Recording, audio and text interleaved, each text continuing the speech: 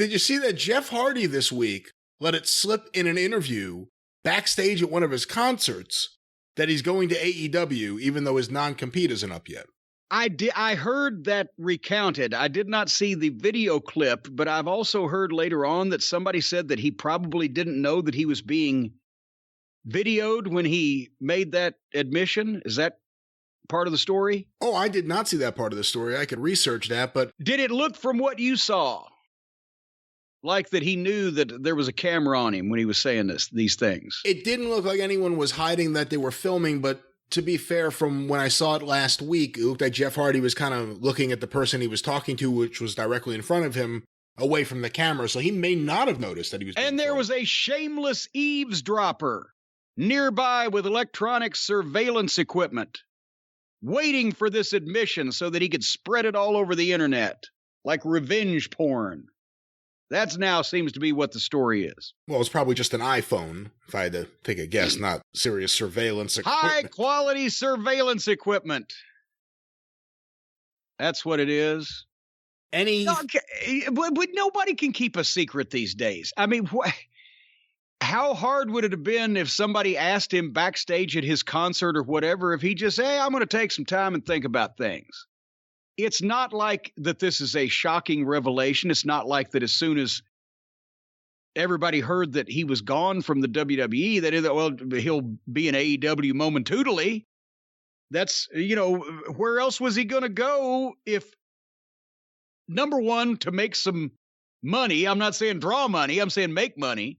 All those guys are being paid, regardless of whether they're the ones drawing it, and reunite with his brother. And because, what are the executive vice presidents? 2 of the 3 remaining of the company, they're Hardy Boy cosplayers. So, of course, they're going to be all about bringing the Hardy Boys in so they can beat them like they do everybody else. I bet you they'll even put the Hardys over the first time just to make it look like it's not a goddamn assassination plot. So this is not shocking, but why would Jeff admit that to anybody in a concert locker room, in a Wendy's bathroom, in a, Love's truck stop? Why would you say that out loud when it hasn't been announced properly and nobody knows exactly how it's going to take place? I have the quotes here from when Jeff was talking. He was talking with a YouTuber named Jared Myers, apparently. I'm going to AEW, Hardy said. I'm so excited. Until this morning, I didn't really know. I'm so nervous and excited. And then in talking about WWE, he said, they released me and tried to make me go to rehab, but I'm just so over it. My dream match was with Roman Reigns. I've talked about that many times. But then I said, so you want me to go away for like 28 days just to save my job? No, Hardy said. You know what's important to me? Family, my 2 daughters, my wife. They believe in me. Fuck WWE, man. It's like a private, personal thing. I'm not going to fucking go to rehab. If they believe in me, that's all that matters. My wife and my 2 girls. Well, there it is. Well, and also, as we just talked about a week or 2 on the show, he passed the drug test they gave him. For those of you who might have missed this segment, after Jeff wandered off in the crowd to take pictures with the fans during the finish of that match, and they accused him of being impaired, they made him take a drug test, but they didn't wait for the results before they said either you go to rehab or you're fired. And as a result, he said, fuck you, I'm not going to rehab. So they fired him, and then he passed the drug test. The results came back. Oh, he's fine. He was just being weird or whatever. Probably didn't give a shit. So obviously he's mad at him. They are figuring out a way to, not so much the top guys that have been there for 20 years, but most of the guys, the WWE is figuring out a way to, if not outright antagonize them and make them pissed off at the company, then at least doing nothing to engender a large amount of loyalty between these guys that have already been let go or given these goofy names, gimmicks, and their friends who commiserate with them. one would think that where are going to be the guys that are loyal to this company in 10 years or 15 years that might come back and do something for the WWE like Goldberg is now?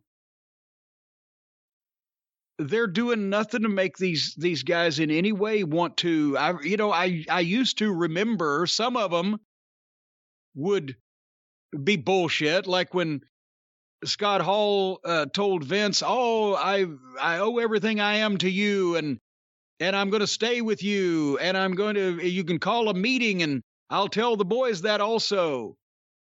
And then 2 days later, he faxed in his official notice so that he could go to WCW in 1996. Some of them are always going to be like that, but I remember guys who legitimately wanted to be with the WWF for the rest of their life and wanted to finish their career there and didn't feel like that they should wrestle for anybody else. And the opportunity was always there, and they had a great relationship with Vince or whatever. Now they're just running them off right and left. They don't give a shit. And guess what? These guys might not be as big a stars in 10 or 15 or 20 years as Goldberg and Austin and all these guys they've been bringing back are now, but who they going to have elsewise? That's going to be the stars that they got, is the ones that they're all pissing off right now. They're going to be the only ones left that aren't too old to get in the ring in 20 years. So, anyway, as far as Jeff, yes, of course, everybody's figured he was going to go there. I don't think he should have just blurted that out. And again, what did you say? He said he's so nervous and excited. I'm happy for him that anything in wrestling can excite him anymore. It's been a long time since I was excited about anything. Maybe when I actually thought that Sinclair Broadcasting was going to put some money in fucking Ring of Honor at the start, I was excited. That's been 10 years.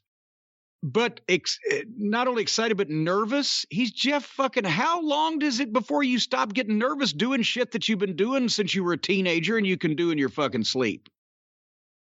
Nervous, as we've talked about here recently, I was nervous when I thought that I was moving outside my comfort zone to do something of a physical nature that might either look like shit or I might fuck myself up, but otherwise nervous. I'd be nervous they'd book me against Pockets if I was going to AEW.